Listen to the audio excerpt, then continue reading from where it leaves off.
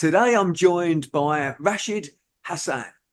Rashed is the Managing Director of Visiting Angels Northwest Kent, a personalised home care service, and he's also the founder of Digital Care, a full-service digital marketing agency. So welcome, Rashed. Good afternoon, Simon. Thank you very much for having me here. Really good to be here and talking about my businesses. Great. Well, I'm certainly interested in learning more. So look, let's start off, Rashed, with just tell us a little bit more about your businesses. Okay. I would like to say first about Visiting Angels. Hmm. Visiting Angels is a home care provider, and we take a carer-centric approach, meaning we put our caregivers at the heart of everything we do. By prioritizing their well-being, training, job satisfaction, we ensure that our clients receive compassionate, high-quality care. We provide a range of services, obviously a home care, a domiciliary care company, from companionship to personal care, to a specialized support for individuals with dementia, with Parkinson's, and many other health problems, and all tailored to meet their unique needs. So yeah, this is about Visiting Angels, obviously a care company, and at the same time, I started this marketing agency just a bit prior to Visiting Angels, and when I started doing this with the Visiting Angels, I realized that it needs a lot of um, as lot of online marketing as well as networking. Obviously, I go out a lot in the community and do a lot of networking with different businesses, different like charities, the some like health specialists, the doctors, there are a lot of different stakeholders involved in while I do the networking. But at the same time, we have to think about online channels where a lot of people are around these days. So people will find us via Google search or via Facebook, Instagram, and different other social platform. Obviously, that this is where I had to come on board, and I was also doing a lot of online marketing for my company, and I'm also looking after different other different other branches of Visiting Angels, and I also look after some accounting companies, social medias, some hospitality businesses, and it's then obviously there are SEOs, social media marketing, their website development. So yeah, we still have some project going. So yeah, it just a bit of everything, to be honest, Great. in social. So Yeah. with the sort of digital marketing, really, what it sounds as though you're doing there is the things that you've learned from your experiences of marketing. Your other business, the Visiting Angels Northwest Kent. You're sharing with your digital care business. You're sharing that with other people, the lessons that you've learned, helping people to avoid perhaps mistakes that you might have made sort of previously. Have I understood that correctly? Yes, yes. So during the COVID, I had a lot of spare time. So I said, what about learning something that is really useful? So I started learning the social medias, how to market them basically online. And since then, I started doing it. And once I had the Visiting Angels, Northwest Kent, Hmm. and I see some of my other because obviously we are a franchise. We have over 70 branches in the UK at the moment for Visiting Angels, and we had like almost 700 branches in the US. So obviously there's a lot of business owners who knows how to run the business, but they need some help in terms of marketing. And then when they would know that I have the agency, they would come back and they will take advice. They will ask me how, and also we we grew our business from zero to 45 clients within a year. Wow. and our revenue grow. So everybody was really, we also had the newcomer of the year award this year in our last conference, region annual conference. So obviously, there's a lot of elements that went into our marketing mix. So all the business owners, they were quite interested to know how I did it, and how can they get that traction, and they get that brand awareness within the community. So yeah, so this is how I came across, and I started helping. Even if they're not my clients, I still help them. Kind Yeah, of, you can do this, you can do that, just to get the name out there. Because Visiting Angels is a national, it's an international brand. If there is a territory next to me, they're better, yeah, they're doing better, and people know them. It means, I am somehow I'm also getting exposed to my territory. yeah. So If it's if the brand's doing well generally, that's a positive yeah. benefit to you. Um, look, actually, I'd like to come back to the sort of social media, etc. In a bit, but first of all, um, I always like to find out why people became business owners. Why did you decide to become a business owner? Was it something that you always wanted to do, or and also second question to that, I'm also interested in why did you personally decide to go for a franchise? The thing is, I mean, I think being a business owner is some sort of in the gene. I think, because my dad has businesses. He's still running a business. My mom, she's also a businesswoman, Okay. and I think I did 9 to 5 Hmm. in my early days. I'm not gonna say I did it. At the same time, I always had that kind of thing, like, I want to do something on my own, and whether it's to help myself or to help people. But obviously, we need to have that sort of resilience, and to have that sort of commitment to yourself. Like, if you want to if you want to be a businessman, sometimes it's just really important that there's going to be, it's about profit and loss. It's not just about profit. And also, like, obviously, to prove myself, like, if there are a lot of people can do it, I think I can do it as well. It's not rocket science. So I think I that was one of the thing I started doing my business. I started my first business just before COVID. Okay. And well, I mean, it failed because the COVID had a really, really terrible impact. Yeah. And after that, and now I'm coming back to why I choose the franchise. Obviously, then I was doing a lot of research after COVID when I had to shut my first business. Yeah. I was doing a lot of research. I was looking for a sector where I can actually um, put my effort, and a growing sector Yeah. that can, we can rely on onto this.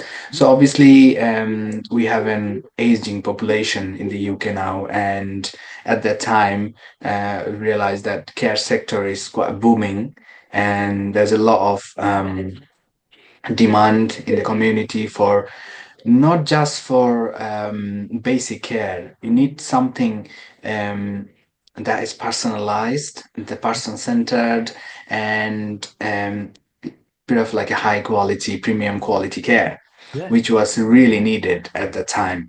Because obviously, I am from a background where I saw that my grandmother, she was suffering back home for good quality care. Mm. Obviously, all my uncles, my mom, everybody is busy with their own life. And at the end, what happened? They didn't have that access to quality care for themselves. So I was thinking, obviously, this is a great sector to get into, and also there's some personal attachment to it. I can get into this sector, and obviously, I can think how in this age, in this day and age, everybody's busy. All the families are working families, so the parents, the grandparents, they always need support at home. So yeah, so that was something that came And into so, my so I mind. like that. So, yeah, you know, you made that decision. You looked at research, what's a growing sector, but also something you could relate to as well. Yes. Something you had a passion for, and then out of interest, why did you decide to do that through a franchise route? What was the reason for that? So the reason was that obviously when I wanted to start this care business, I was doing like due diligence. Am I able to do it myself? Yeah, I have some other partners anyway, those who are my friends. yeah, I said, then we had a meeting. I said, can we do it ourselves? Obviously, we can maybe hire a consultant. We are not from care background. We are all from different backgrounds. I was in financial services. And some of my friends there in hospitality. There, some of them are in clothing sector, in retail. So I said, can we do it ourselves? Do we have that skills to go into the market and sell ourselves? And then we realized there's a lot of complications, a lot of compliance, a lot of issues to get the license from the CQC, and obviously we just don't want to start something and then get stuck in the middle for compliance reasons. And then I started looking, and then I realized there are some personal consultant who can help, but it wasn't really lucrative, or it was not really motivating that okay, somebody will help just to set up the company, and then I have to. So then I was looking. I was doing more research and just found that oh, there is franchising into this business, and then I started digging more and more. Then I found quite a few franchise like Home Instead, Helping Hands, Good Walks, and I started digging. I started digging, and I found Visiting Angels. This is how it all started, basically, in terms of fantastic. Okay, franchising. so you know, from your perspective, you know the franchise route was a good route to market because of the you know the heavily regulated and being part of a big group, etc. You can see the benefits of that, and yeah, like, I get that. I understand that. So that's okay. Thank you for sharing that. And look, um what would you say the biggest challenge that you've faced being a business owner has been? I would I would say the first thing is the mindset, obviously, and starting a business. Obviously, it's a lot of investment in the beginning, Yeah, and so the dependence on the return, it's a big challenge. Obviously, we want to start a business and we want to return on the yeah, business. For example, obviously we want a quick break-even point mm, in terms of business. At the same time, whether it's going to work out or not. And at the same time, when we started the Visiting Angels franchise, we had only 30 branches in the UK, and uh, it was quite challenging for us as well as a brand to position in the market, to say hey, we are Visiting Angels, we provide premium quality care services, buy from us. yeah, But that was the challenge in the beginning because our brand was not there at the time. Now we have 70 branches. We are far more better. We have better visibility, better brand awareness to across the country. But that time, the challenge was the brand positioning, yeah, because there are a few other um, uh, care companies. They are also established at the time. They are like a home brand, like people call them like McDonald's. Everyone knows it. yeah, So my challenge when we start this business was to have our name out there. Like obviously we want to be a home brand. Like when we say Visiting Angels, oh, they're a care company. yeah. So that was a big challenge when we started. Obviously, yeah, we had to do a lot of networking. We had to do a lot of marketing to just to get the brand out there. So that was a big challenge in the Yeah, it beginning. sounds like it. And it sounds like you've been really focused on, um, on that branding, getting a return on investment, the marketing side of things. If you could wave a magic wand and solve, um, one challenge in that area, what would it be?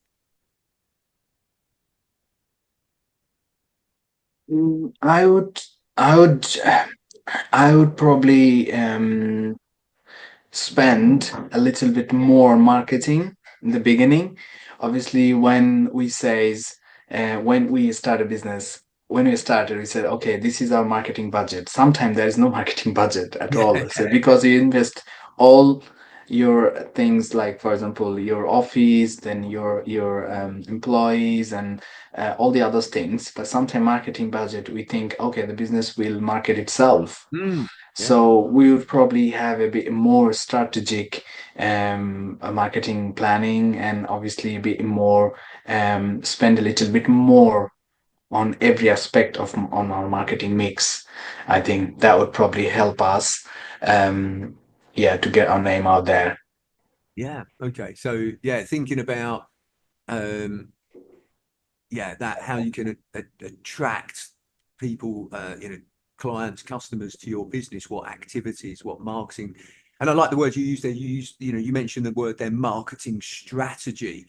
It's not just about throwing money at marketing, because a lot of money can be wasted in marketing. Yes.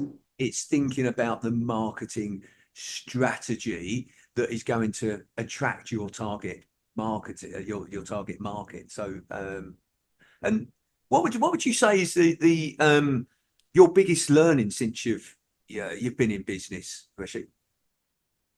I think the we biggest learning is to how to take care of the people in the organization. So Mm, that is a biggest learning, because this care sector is how it is underrated, is that we have a lot of carers, and they are not even, some of the people, they even feel shy, or they feel embarrassed to say, oh, I'm a carer, and it's not a real job, wow. that sort of thing. So the way that we came across, we said we are carer centric. We pay our carers industry leading average pay, which is around £13 an hour. Plus, we pay their travel time, we pay their mileage. So they end up getting 15, £16 an hour. Yeah, Whereas the other care companies, they would pay the minimum wage, no travel time, no mileage. So they are still working, they're still working while they're traveling. yeah, So they have to go to a client house, then come back from the house. So within this time, they're not getting paid. So that is like, that was a conception that I had in the beginning. But when I started doing Visiting Angels as a franchise, obviously we promote our carers. And that is like, the great things in business are never done by one person, not done by management. It's done by the team. So that was the thing. Like my whole learning was to, and like, I spent a lot of time team building, and being an empathetic leader, and listening to them, listening to problems firsthand, and to focusing more on the people in the organization, so who will carry business forward. So that was a good learning. I thank you thank you for sharing that, because I think that's a really great point that we don't always necessarily think about. And firstly, I think carers do a fantastic job. It's just so amazing that people do it. Firstly, I want to say that, but also I personally think the main role that a business owner is to market. Yeah, so that is so important, to look after your team, look after, attract great people. So what would Yeah. you say? What would you say the biggest challenge that you're currently facing is, Rashid, in your business? There are a few challenges that we're facing at the moment. Obviously, since the COVID, there is a lot of care companies that came into market. Mm. I'm not gonna say they're not fit or they are like underperforming, is because of them the market is like we're even if we provide quality care with a with good carers and with a great ethics in the business. Whereas the other care companies, they'll come in the market, they will still get CQC registration, and they will do a whole poor service to people, where damaging this care industry basically. That the whole concept of care, they're doing 15 minutes care calls, like half an hour care calls, Yeah. sometimes it's not enough. So that is a challenge for us as well as a premium quality care provider. We have to compete with all these care companies. At the same time, the obviously the cost is rising every year, which is also putting us a lot of pressure. Like the NI is going up. The we don't mind national wage is going up. That's something for everyone.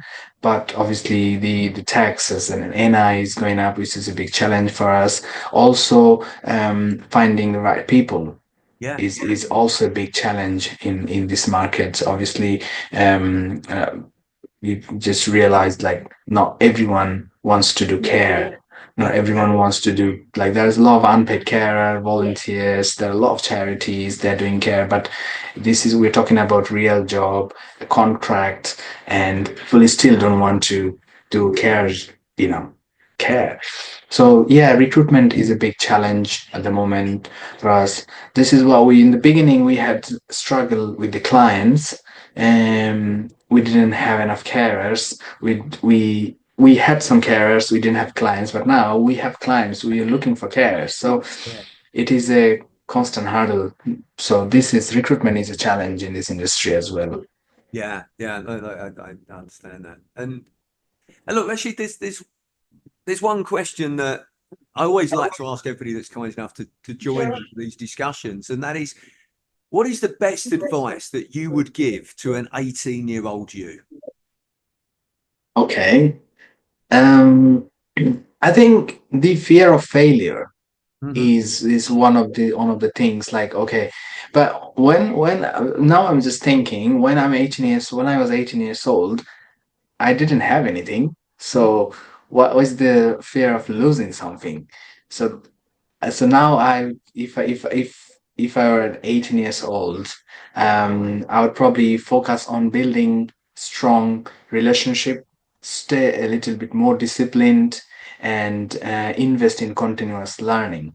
Yeah. I think because one of my suggestions would be go to a business or go to a sector that where you find yourself thriving, Yeah. not something that you say, oh, okay, I want to do this business, but you need to realize that do you have that potential? Do you have that expertise in this sector? Yeah. So I think learning from the early days is really, really important.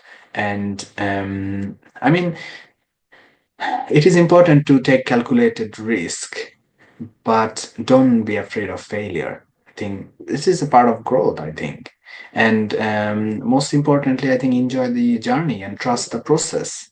Yeah. I think that is something that I would probably advise. I like that. Look, that's just making some notes there. But I love that building relationships, continuous learning, take, take calculated risks, overcome the fear, enjoy the journey. Yeah. That's great advice. So thank you for sharing that. And look, Rashid, I really appreciate you taking the time to speak with me today and sharing more about your businesses and also your journey as well. So thank you very much. No problem. Thank you very much for having me here. And yeah, thank you.